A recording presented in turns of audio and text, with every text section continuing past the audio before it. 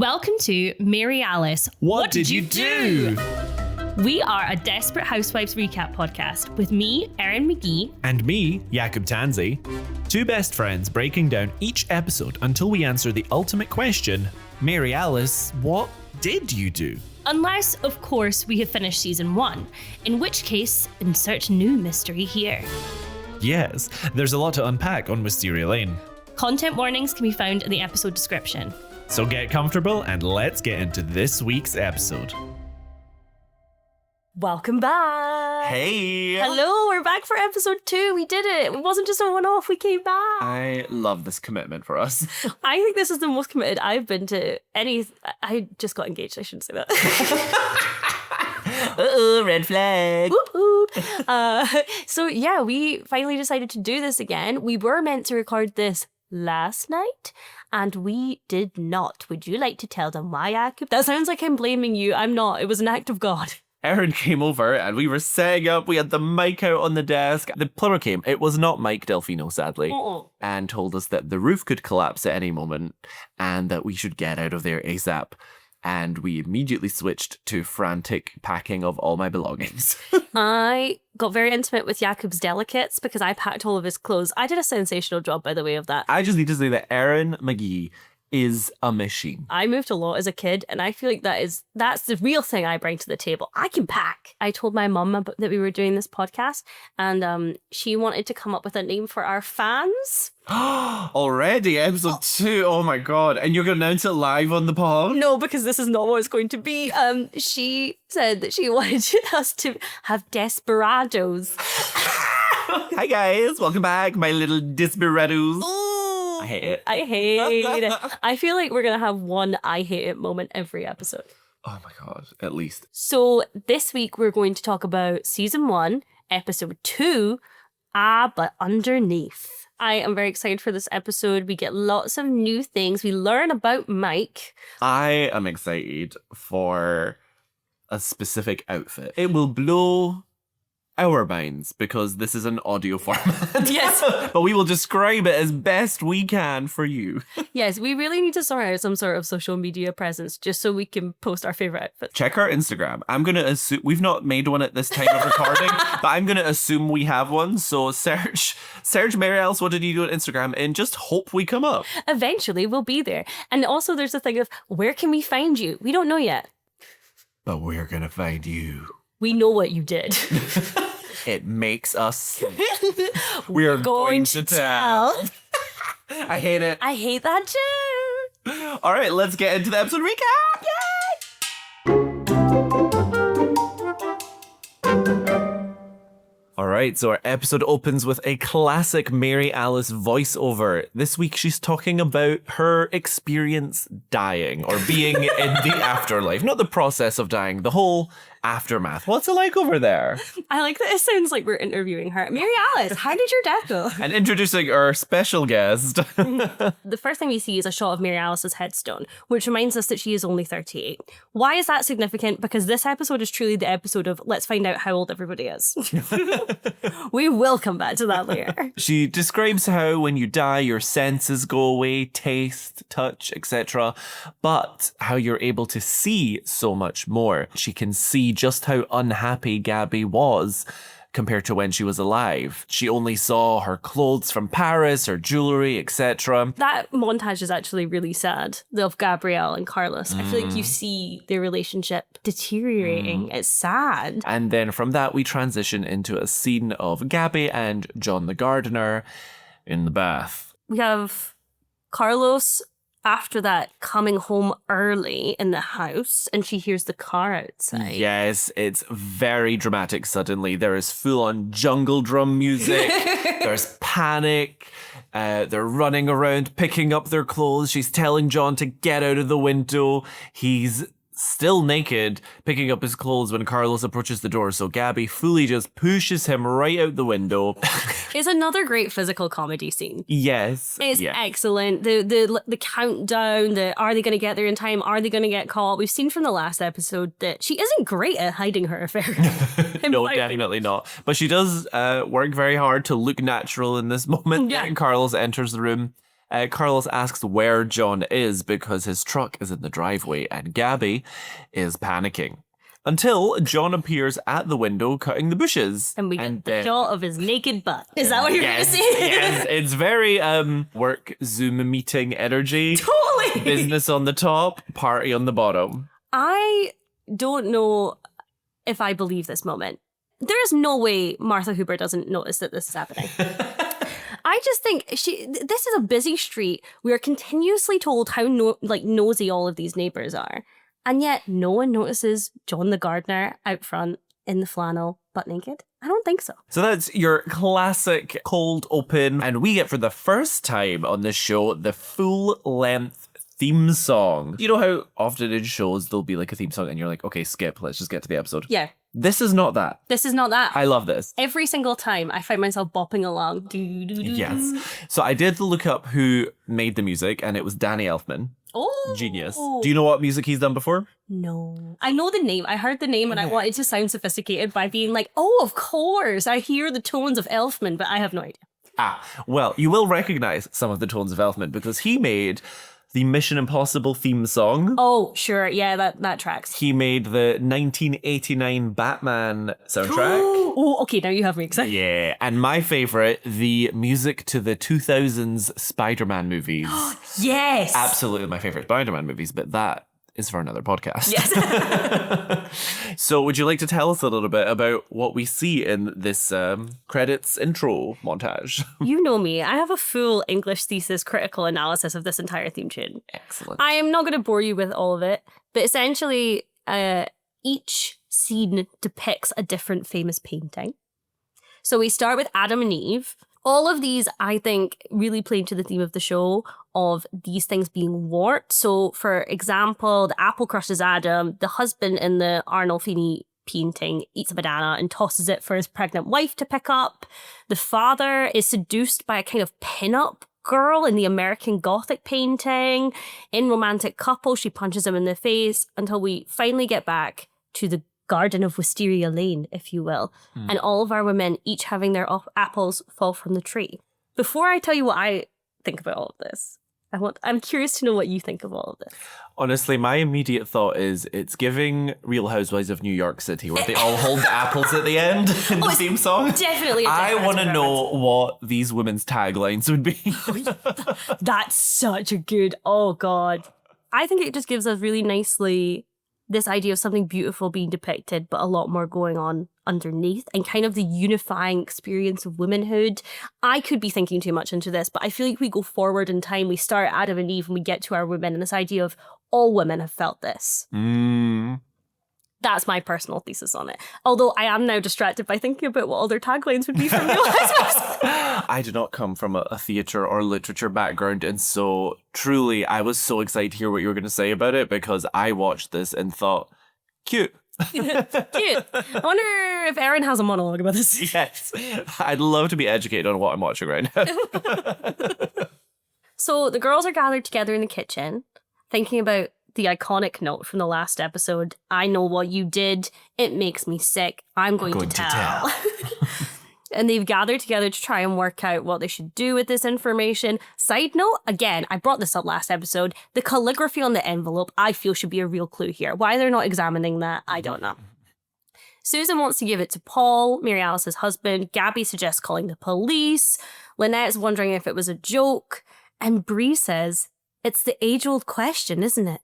How much we really want to know about our neighbours. Which I suppose is a bit of a central thesis to the show, but I think very telling in that these girls seemed really close, and yet she's kind of saying that Mary Alice was just a neighbour to her. Or at least that's my interpretation of it. I wonder if Bree's given that line in particular because maybe she doesn't even realise how important these women are to her yet. And then scene 2 starts with a big old hole in the ground. We get a hard cut to sus Paul Young being suspicious. He's just finished digging out his drained pool in the middle of the night, which we saw him starting to dig away at in the previous episode. And he digs out of it a big old dirty chest of some kind. We don't really get a clear shot of it at this point, but it's maybe like 1 to 2 meters wide, I would say. I think there's a subtle implication of, is there a body in there? I mean, when you're digging up anything that's been buried underground in a suspicious context, I feel like that's always the first assumption, you know? Sure. And then later that night, the women can't sleep as they each keep thinking about Mary Alice's death that night and how alone she must have felt. I loved this scene. Yeah, it's like a shared traumatic experience. Yes, exactly. That's what it is. We get a shot of Bree waking Rex up in the middle of the night. Post-divorce chat in the previous episode, Rex had asked her for a divorce, and she reminds him of his proposal and his promises that he made to her at that time, and essentially convinces him to give couples counselling a go. Oh, and here's my take on this. Obviously, not every relationship is meant to be forever. And sometimes you find yourself in an abusive relationship and you need to get out of it, etc. But I think when you do get married, extenuating circumstances aside, you are making a commitment to do everything you can to make that marriage work. And I just think that for Rex to go straight to divorce, clearly he's not been so vocal with Bree about his issues up until this point. Yep. So it's like, yeah, maybe counselling should have been the first step. So I'm fully team Bree here. I completely agree. The whole scene is heartbreaking. And you're seeing all of the women in the beginning. And Mary Alice is talking about how alone she feels. And all of the women are in bed alone. Yeah. Every single one of them. And Bree comes down, and I think this is the first time she's really vulnerable. She's reminiscing about how their relationship used to be. And Rex has already given up. That's how it feels to me anyway. I know he reluctantly agrees, but it feels like he's already given up and she really wants to fight for it. That is definitely the sense we're getting. I can't wait to completely flip my opinion later in the episode. Oh, absolutely. Absolutely. But yes, so Bree scoots off looking all hopeful, and then we get Susan pouring a glass of water, and she sees, quote, the tall drink of water she needed to quench her thirst, unquote, because Mike is outside walking his dog. The dog does come back. So sorry. Yep. I've got that in all caps in my notes. Walking his dog. Who did not die. Episode 2, baby.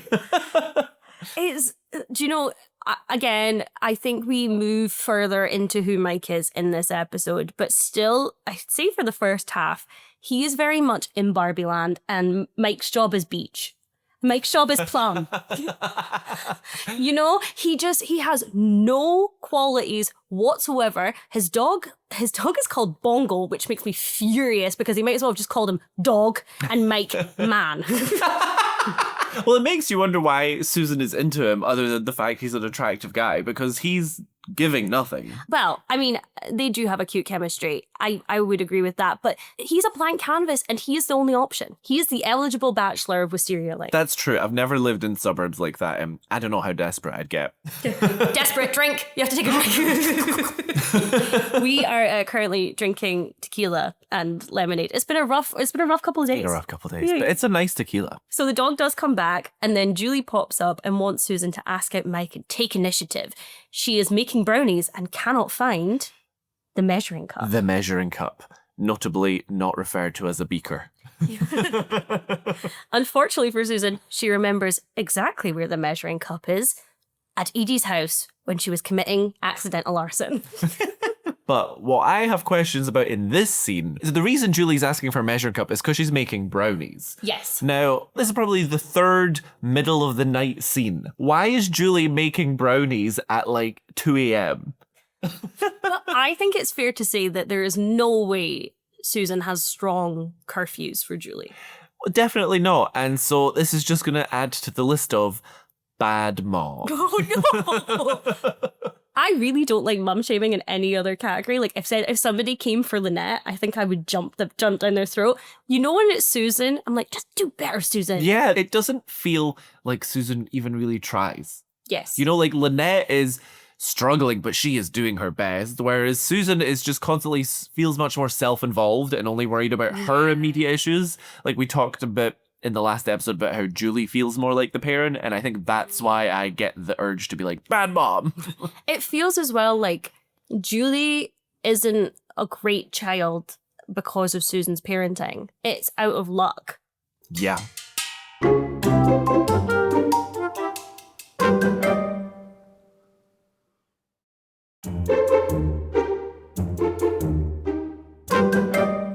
Carlos comes home late.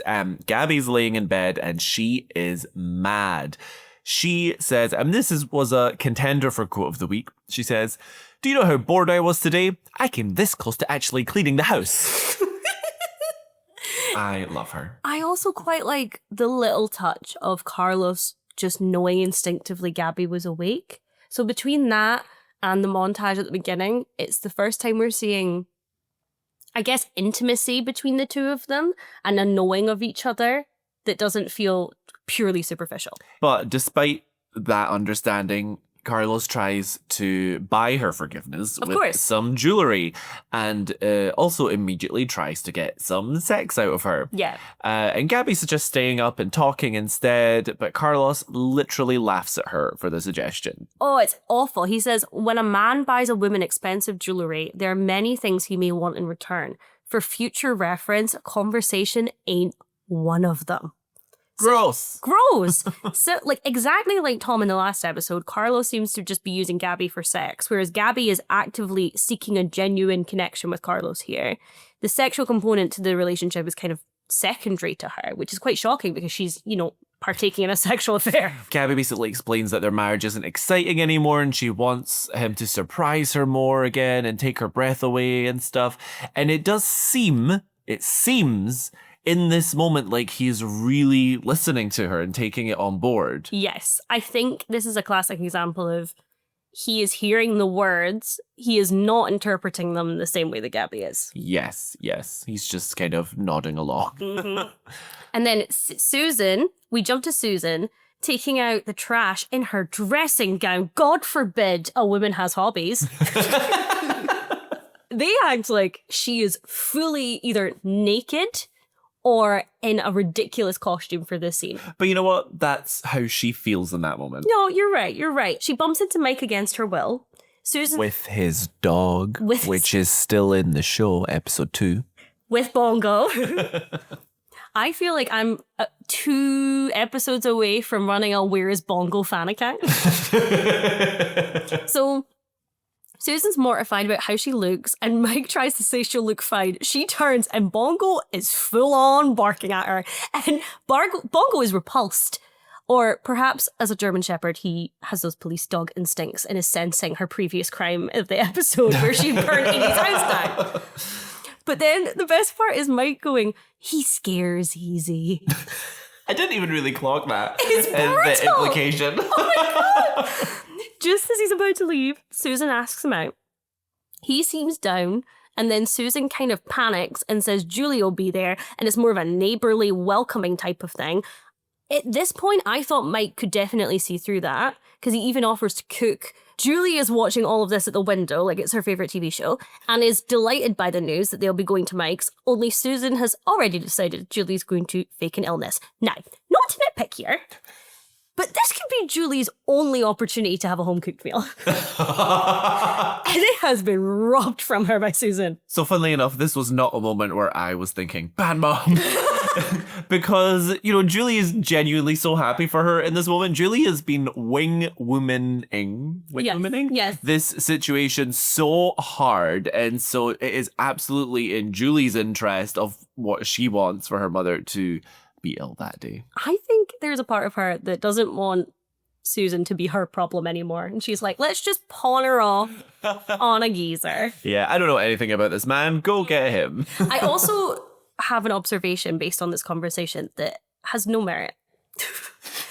But I'm going to say it anyway.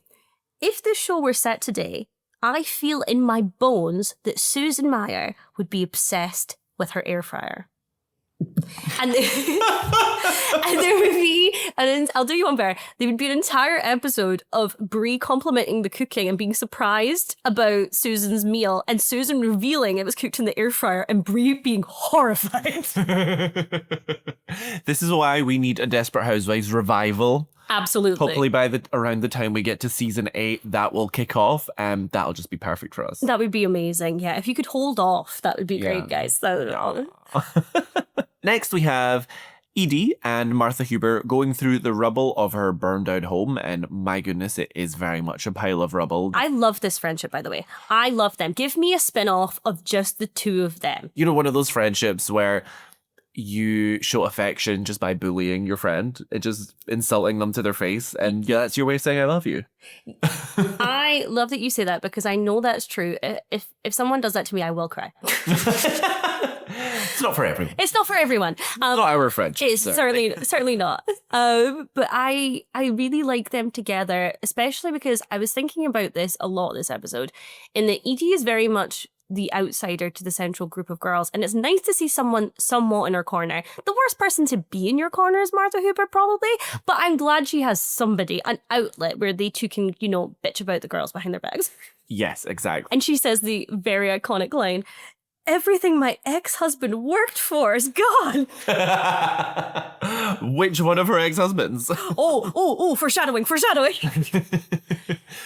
So Martha Huber finds Susan's measuring cup. Beaker. Triggered. Edie's saying, "Oh, it isn't mine." And instead of dropping it, Martha is like, "I simply must get to the bottom of this." Yes, you immediately see the gears turning in her head when she realizes it's not Edie's. And she's probably just coming up with her master plan because, as we know, she is the big bad of the TV series, Julie the Vampire Slayer. So she's always scheming. She's always plotting, always making moves. Yeah. Then we get to Bree and Rex's first session of marriage counselling. Side note, I love this actor, Sam Lloyd. He is no longer with us, but he played Ted in Scrubs, and he's just an excellent comedic actor.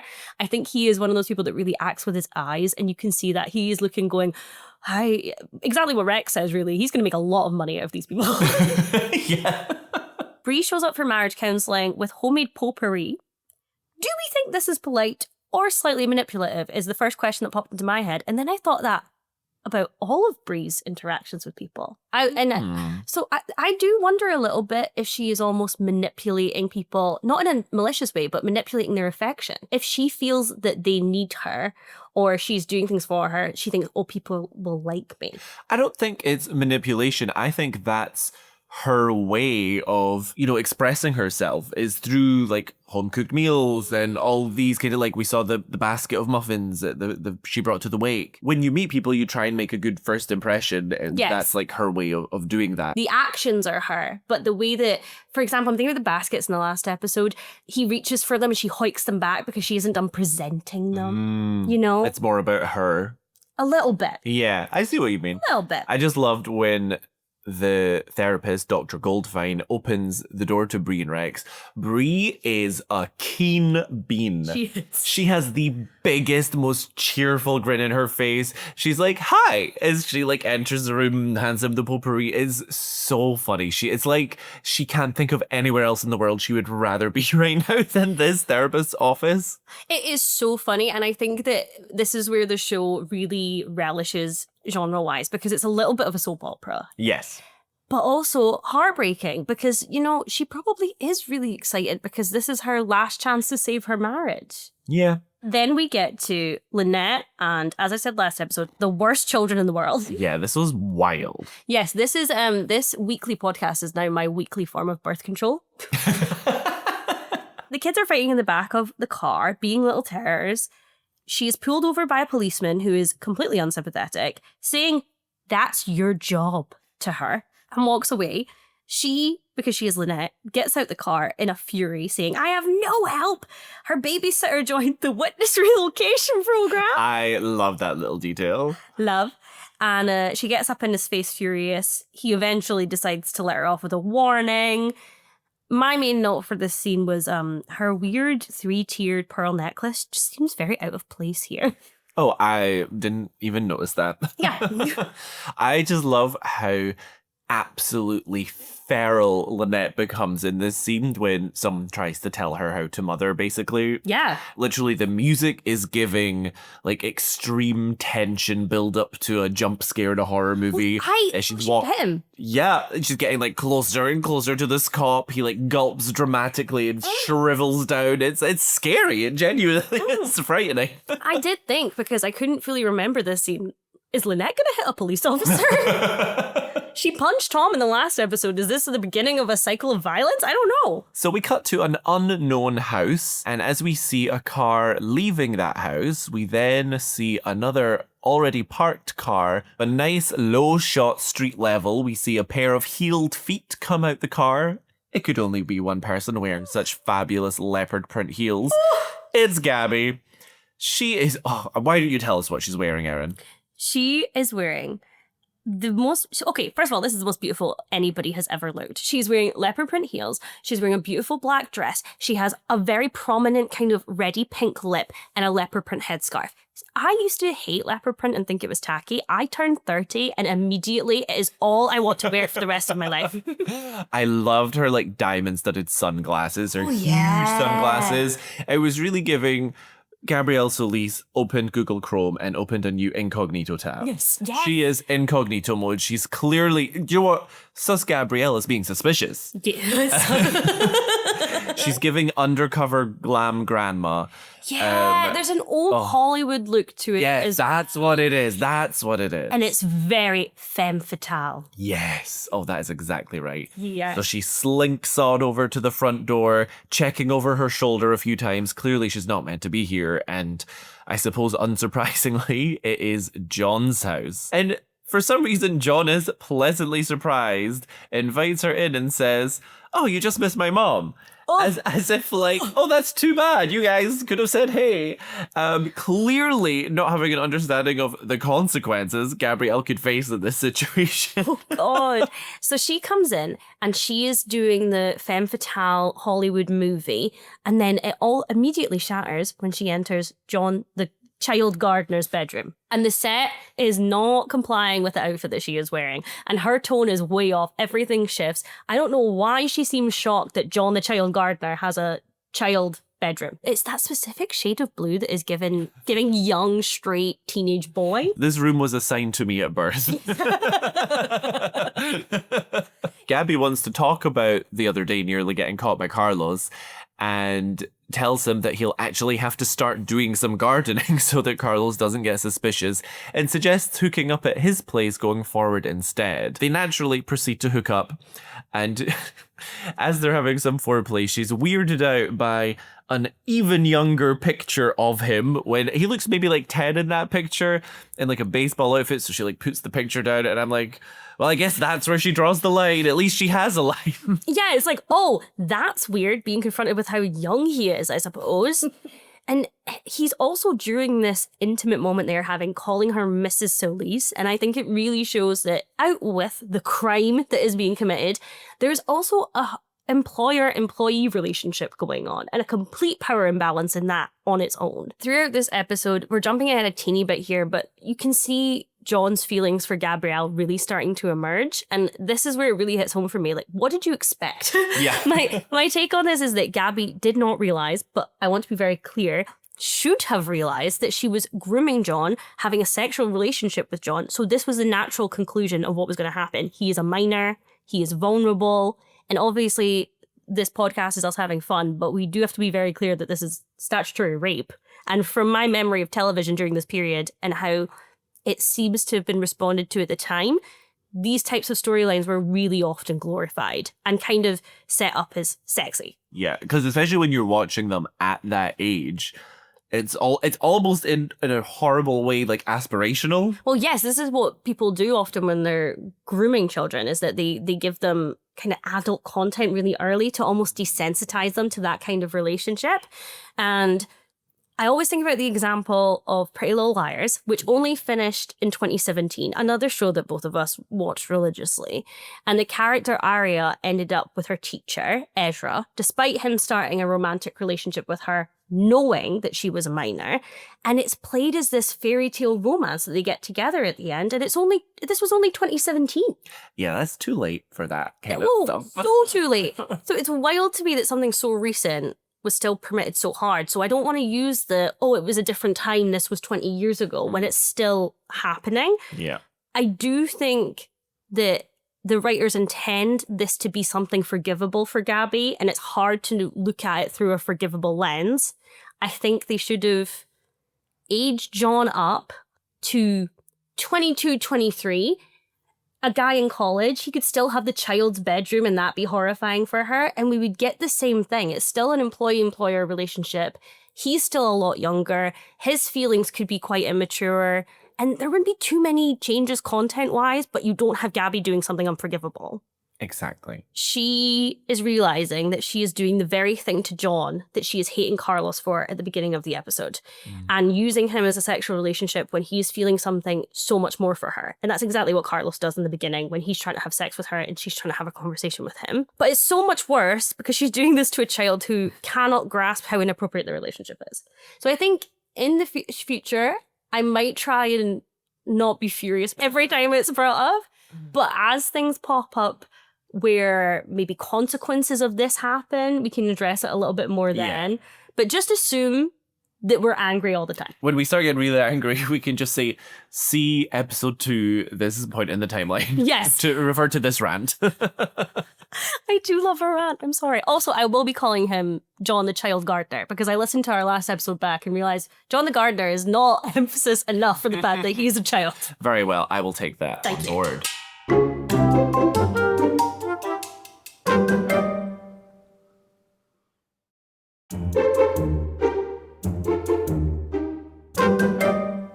Onto a much lighter scene. Woo.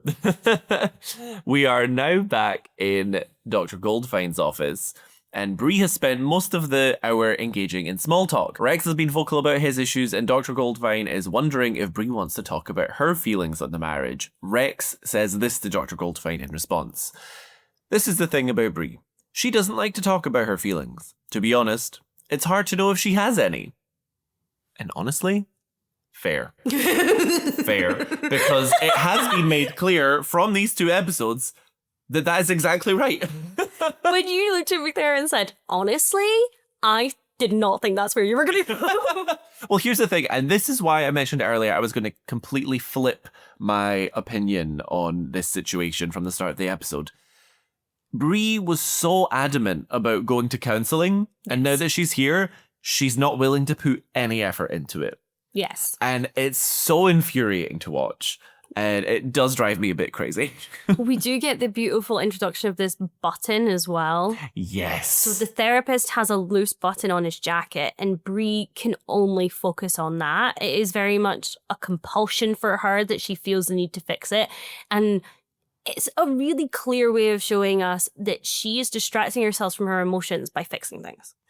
Yeah, which was exactly Rex's point that he made. Yeah. And I love the way they get you like into her head to see her perspective. It's like really dramatic. You see the button swinging back and forth on its loose thread in slow motion. Rex's words become muffled and fade out in the distance. And we are in Bree's mind now. I think Bree is the relatable embodiment of I want to win at therapy. I want to get an A+ at therapy. I want the therapist to say, you're the best patient I've ever had. Pat, pat, pat. That makes sense for Bree because she is such a perfectionist. Yeah. She wants to excel. But she's not willing to do, in this case, any of the actual work. I do think that, as well, their communication styles are so different. And I can understand why when he's saying, I don't think she has any emotions, that would make her shut down even more. But she's such a wall. She's giving nothing to him in this moment. And it's hard to deal with a wall.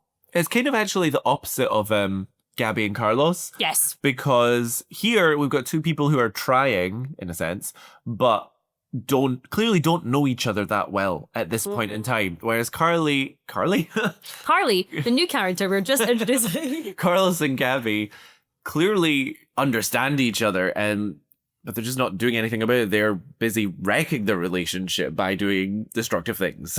Yes, I think we should call them Carly from now on when it's a Carlos and Gabby scene. That sounds like a phenomenal idea. We're hanging out with Carly. I am on board. Okay. Then we have Mike and Susan.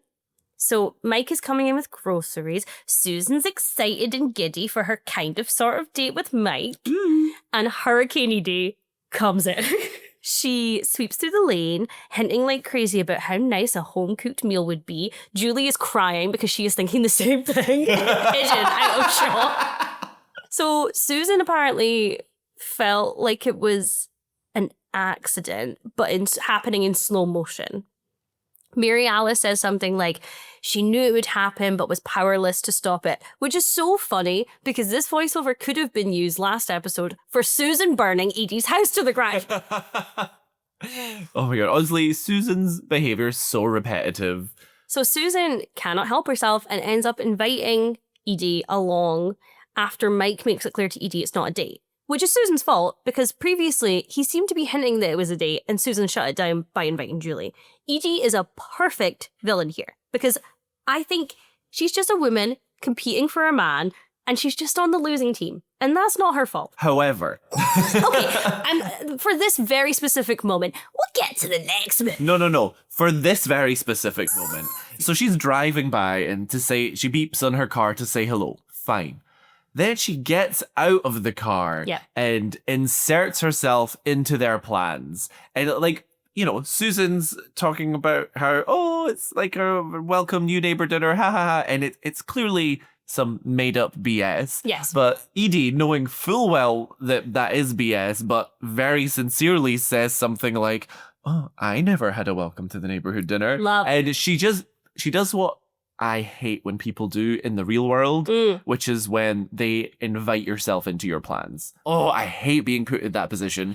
I just needed to rant about that because That's your pet hate. Yeah.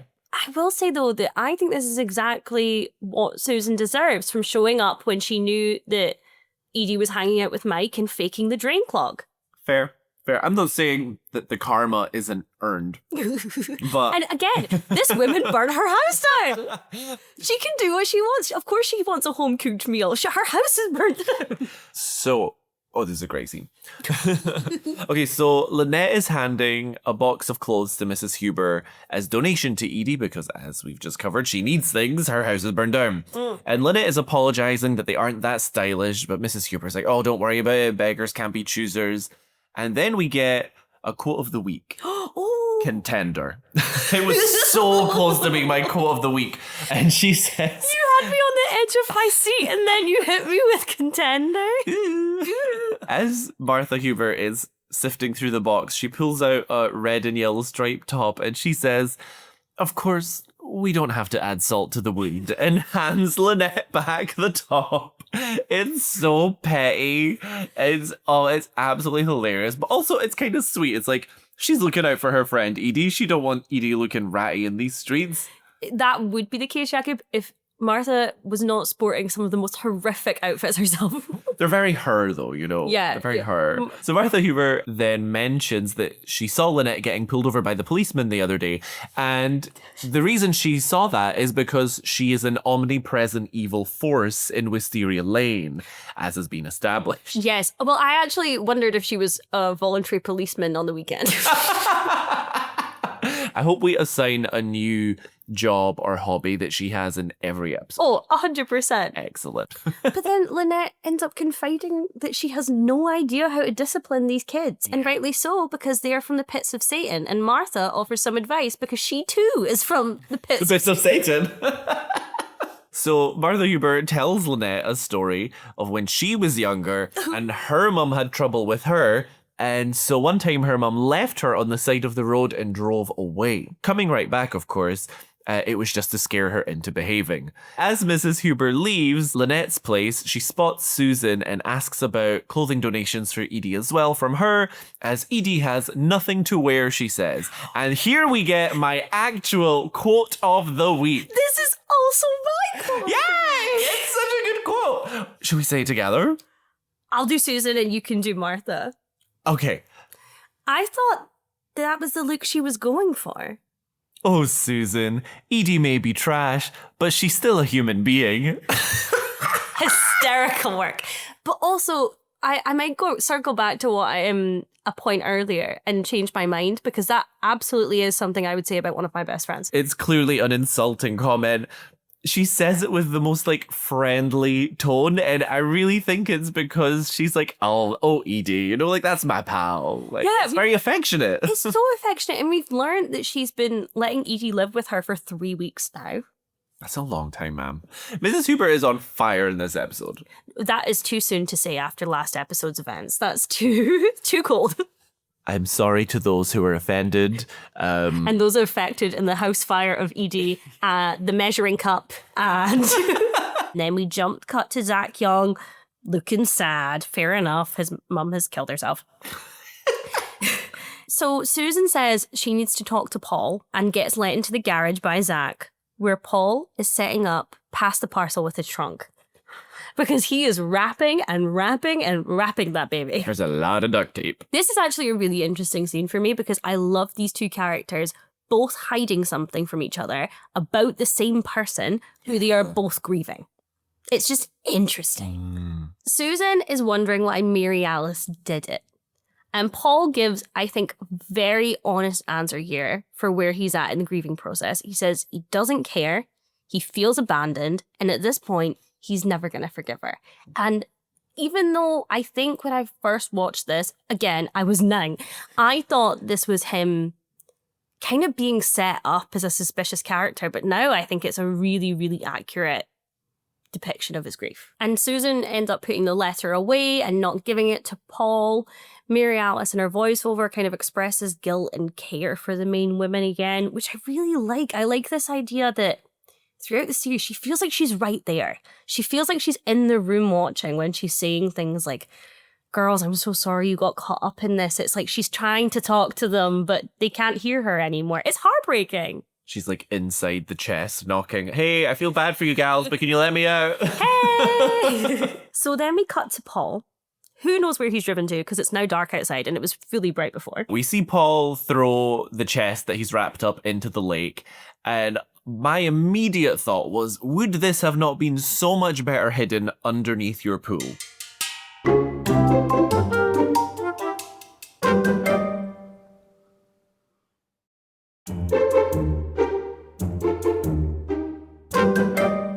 So, the next scene, it's daytime again. We're really like swinging all over the place with day and night, so it's back to day again. I don't think that time really exists in Wisteria Lane. I could see an argument for that. Yeah. Next, we get the confrontation that we've been waiting for. We get an epic battle that ensues between good and evil. Oh my god, I realize where you're going with this now. Martha Huber the next day comes to Susan's to ask about clothes for Edie again. And who answers the door, Erin? Julie the Vampires. Julie the Vampire Slayer answers the door, Erin. And Susan is out and an epic battle ensues, you know? There's lightning on Wisteria Lane, houses are being torn down, the neighbours are watching from their windows, battle music is blaring. Actually, none of that happens. No. But, that they're saving that for the season finale, you see. Instead, we know that Martha is truly the big bad because if I remember correctly, she doesn't need to be invited into the home. I was going to say this, yeah. Well, what I was going to say is that at least we can eliminate the possibility that she is a vampire. She fully just walks right in. Julie goes upstairs to see if Susan left out any clothes to donate to Edie. Martha is grafting for these clothes, by the way. Yeah, she's working hard because she cares about her friend. Yeah. And so she lets herself into the house and immediately starts snooping through groceries that are on the counter. She sprays some body spray on herself. She's truly no shits given about privacy here. Can I be honest about this? Yeah. Now, bearing in mind Martha and Susan aren't that close, however, if this were one of my friends, I would be all up in their groceries. I always relate to the people on Come Dine With Me that goes through people's drawers in their houses. Are Susan and Martha Huber friends? No, they're not. They're not even close. But, you know, I understand the instinct. Sure. And as she's going through these groceries, she pulls out a measuring cup. She says to Julie when Julie finds her is that she was admiring her measuring cup. The actress who plays Julie does a phenomenal job, by the way, of her face because, yeah, of course Julie has no idea why someone would ever say that to her. Julie confirms to her that they lost their previous one. You can immediately see the gears turning again in Martha Huber's head. And let me tell you, she is buzzing. She is so excited. She's practically vibrating with excitement. She loves the goss. Next we have Solo counselling. So Rex has an emergency at the hospital, so it's just Bree and the counsellor. It's a little trap. Immediately, she's obsessed with the button again and tries to get out of the session and leave. But that button has a chokehold on her. It's clearly meant to kind of mimic her seducing him because she walks back in and goes, "Take off your coat." So next we have Gabby and Susan. They have been shopping and we see the shot of a flower that John gave Gabby earlier. So John had made a big point of giving Gabby the perfect rose. Susan clocks it right away.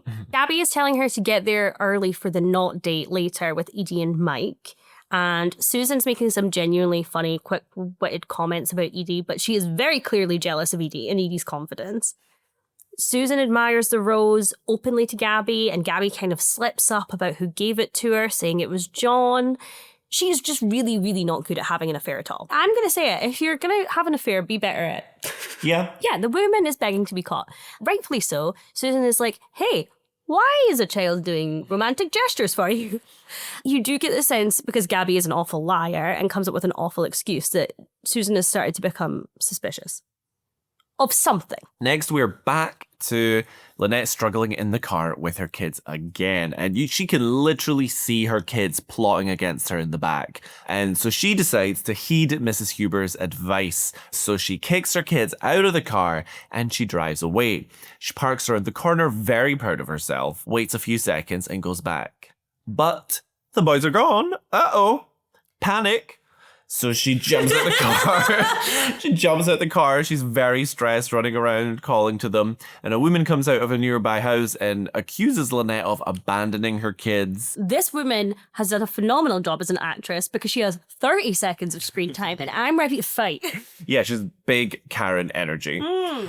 She comes out the house and she explains she has the kids in her house and she accuses Lynette of having anger management issues. And Lynette responds by saying she has 3 kids under the age of 6, so absolutely she has anger management issues. Fair enough. Exactly. Lynette tries to get past her to go get her boys, and the woman fully grabs her. And the boys, who are now in the doorway and watching this happen, yell at this Karen to leave their mom alone. One of them bites the lady, her other kid pushes the woman over, and Lynette yells at them to run, and they really just become a family unit in this moment. It's quite beautiful, actually. They all sit down and clip in their seatbelts without even being asked. We know Lynette has just left a corporate job, a high-earning job, where she presumably had a lot of respect.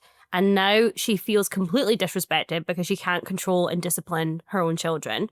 So here, even though it's a brief glimmer, we see a moment where she goes, oh, maybe I do have this. And I also think that it kind of leaves it a bit open. Do the kids have a bit of respect for her? Or have they just gone, you know what, Mum, you've had a hard day. We are circling back to Bree, and she is fixing that button on the therapist's jacket. It's a nice nod back to the previous episode of Bree making her own clothes.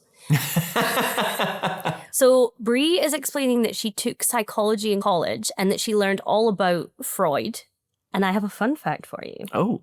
Bree is saying, I learned all about Freud, and Bree did, because Marsha Cross has a master's degree in psychology. Oh, that's fun. So that means that she really does know. The therapist is unpacking a bit why Bree dislikes Freud. She definitely has the right to critique him, by the way, from the very little that I know about Freud.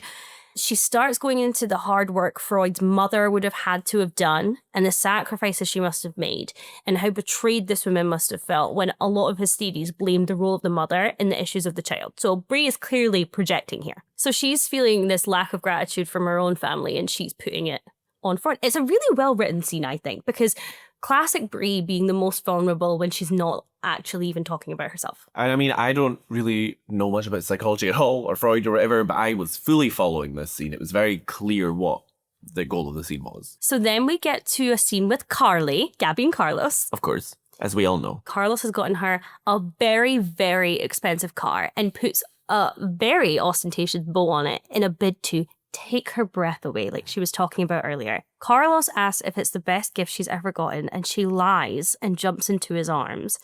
John sees the whole thing and is heartbroken by it, and it's implied that the rose is really the best thing she's ever gotten, but it's not who it came from that was the important thing. She wishes she got the rose from Carlos, essentially. Yeah. You know, we talked about earlier when it seemed like Carlos was listening. Yes. And this just makes it abundantly clear that he was not. He was just planning to throw more money at the problem. Yeah, and I think that their love initially must have been, this is me looking at it from the perspective of the show right now and what we've learned, really romantic because they got engaged after their 3rd date, you know? So it does feel like they have lost something massive in their relationship that he is just trying to fill with gifts and she is understanding that that's not going to fix their marriage. And that's why you got to take things slow when you're dating. Oh, a little bit of dating advice from Jakub there. So Susan goes to Mike's early to set up. Mike opens the door. Edie's already there. Frankly, Edie is better at this game than Susan is. Yeah.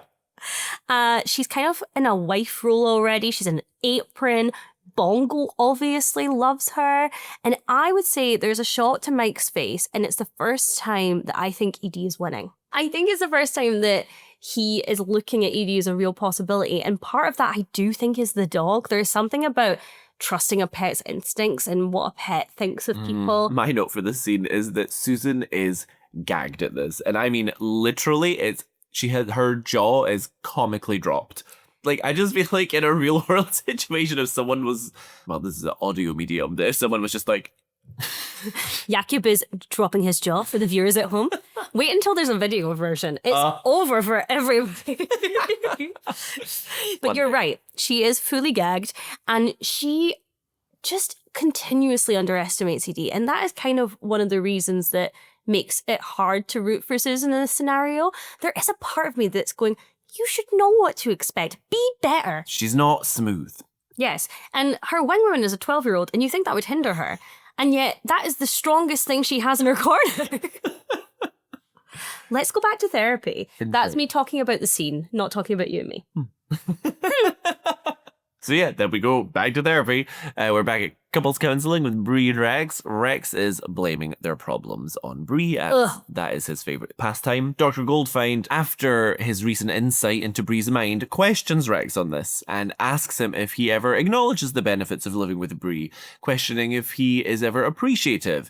And now it's Rex's turn to be gagged. I was thinking about the scene in the last episode where she goes and gets Rex's salad, and he doesn't even say, I can do this by myself or anything like that. She caters, and it is expected. I think to have that vocalized out loud was really important for her. I also thought that at the beginning of the scene, Rex saying that all of the problems are solely because of Bree is absolutely wild. Yeah. Kind of what you were saying earlier, it's extremely rare outside of an abusive situation that the problems of a relationship are caused by one party. And the fact he can't give any leeway of maybe I should have communicated better or, anything. It's just, It's literally the thing about how, like, the first sign of madness is, like, repeating your behavior and expecting changes, because he's just getting on with his life with Bree without asking for anything to change and just expecting it to get better. And that's not going to work, babe. Yeah, I feel like he has a massive ego problem. There's a thing that was spoken about really recently by Catherine Ryan, slight tangent. There are certain types of people that if their partner does everything for them, instead of going, my partner is so great, go, oh, that must mean I'm so great. And I really feel that's what's going on with Rex. Interesting. So next we cut to the middle of dinner with Mike and Susan and Edie and Julie, who Susan obviously brought for backup. And then the dog, which is still in the show after episode 1, tries to lick up Edie's plate, and they all laugh, and it's a fun, cute little moment. Susan's giving Mike the lowdown on the neighbours, and then Edie forces into conversation Susan's divorce, saying that she believes Susan and her ex Carl will get back together, and she says she's never going to find that kind of chemistry with another man. Never. And then Julie the Vampire Slayer comes in to slay the monster of the week, Edie. Telling Edie that she always liked her fourth husband. And after Edie clarifies that she's only been married twice, Julie asks if she was married to the guy with all the tattoos that got taken away in handcuffs. And, she is sticking up for her mom. And, oh my God, she is entering this interaction with such determination and aggression. She's literally like, you know what, Mrs. Britt? Yes. It's like, if I was at that dinner table, I would be uncomfortable. I'd be like, oh, we're starting a fight. I loved it because this idea that Susan is no match for Edie, but Julie certainly is. Oh, she so is. She's so emotionally intelligent as well. And I think she really plays a great card of using her age and kind of presumed naivety to do this innocent but scathing unpacking of Edie's character. It's phenomenal. I do like the bit, though, where Mike's body language is very much towards Susan, and they're having a joke about the taxidermist guy on the street. By the way, where is he? I would love to meet him. He's probably with Miss Huber somewhere. Oh, yeah, that's her husband. And Edie picks that moment because you really see for the first time that Edie is threatened by Susan. Before it's kind of like, oh, let's see Susan. We'll have this little play together. Like toying with her. Yes, but this moment she really sees Susan as an opponent. And I'm furious, not because of her stepping in between Susan and Mike. To say in front of a 12-year-old who is like a year out of their parents' divorce that you really see her parents getting back together. Yikes, I didn't consider that. It's brutal. I think it crosses a line. And then Susan gets the dignity to sweep in and be classy and be like, we can change the subject. Mm-hmm. It's perfect. She sets her up perfectly for a win. However, Edie's outfit, lethal. The sight of how good she looks, if she showed up at a dinner party and I was competing with her over a man, I would immediately burst into tears. You'd just be like, all right, I'll officiate your wedding, it's fine. I'd be like, you can have him. I'm so sorry, actually, Edie. Do you want to step on my neck? Like... Edie definitely wants to turn the tables back in her favor at this point, so she gives the dog a tree and starts kissing it and playing with it because the dog loves her. Then Susan takes the dishes to the kitchen and gets the idea to smear some gravy on her neck and wrists as if it was perfume to win the dog over. And it does work, initially, until the dog kind of accidentally swallows her earring. And so unfortunately Mike has to rush the dog to the vet. Edie's very reassuring in this moment, don't worry, I'll take care of everything here. But Mike is very cold towards Susan as he leaves. And rightly so, I think. Yeah. But also, it's Julie that clocks immediately that Bongo has eaten Susan's earring because she's the adult in the room and she's having to deal with all of these teenagers that she's babysitting. Susan shows up at the vet and she has bought a giant bone for Bongo. Mike apologizes for being short with her. I love this scene. It's very sweet. Because before this, like I said, Mike was a Ken. His job was plum. He had nothing to him. This was a great time to learn more about Mike. The dog being his late wife's dog. At this point, I'd like to petition for our segment of things that were abandoned from the pilot to be renamed. Things Erin thought were abandoned from the pilot. Yes, that's where I'm going with this. So, yeah, we do get the sense that it's the last thing of his late wife's, the last thing he has of her. Mary Alice says, Susan could suddenly see something she'd never seen before. Mike Delfino was still in love with his late wife. And Susan decides in that moment to be his friend instead. And I love this side to him because you feel sad for a moment for them, but it does feel like it's a mature, very rare, mature, conscious choice from Susan to be his friend. I didn't feel sad at all. I thought it was very sweet and like, relationships come in many forms. Yeah. And it's not like they lost something. They never really had anything to begin with. They were just flirting a bit. And if it develops into a really nice friendship, I think that's amazing. So I was not at all sad in this moment. I like that she realizes this person isn't a plaything or a prize. And I think that's when we as viewers realize that. Yeah. The fantasy bubble of him bursts as a viewer, but for me anyway, he has never been more compelling.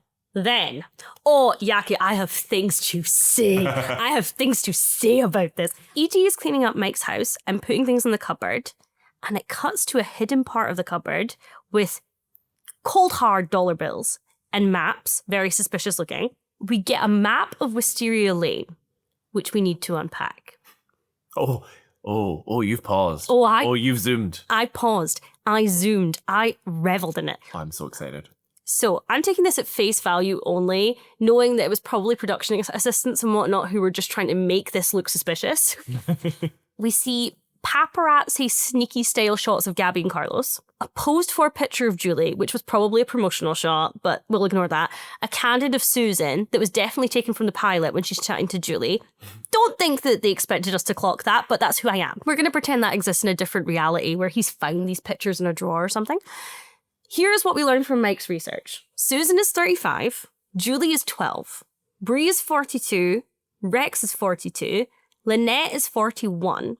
He has no idea in his research how old Carlos or Tom is, which I love. I just think he doesn't care.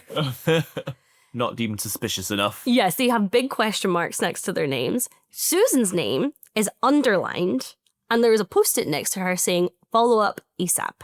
And everything in caps does immediately, I think, draw a parallel to Mary Alice's note.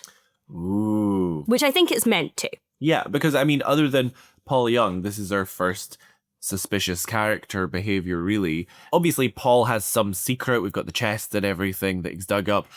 But again, from his genuine reaction of anger towards Mary Alice's suicide, I think it's safe to assume Paul didn't write the letter. Yes. So this is our first potential suspect of our own for our own Wisteria Lane map of who is behind the letter. And the final shot of the episode, we go back to the lake. And the trunk bobs back up. For me, watching it, this was the first clear shot of the trunk, and this was the moment I saw that it had a kind of like teddy bears and balloon design, and it was really like a bit of a children's chest. I Or clocked toy it. chest. Yeah, I clocked it earlier, but I don't know if it's because I already knew. And that is the end of season 1, episode 2, Desperate Housewives.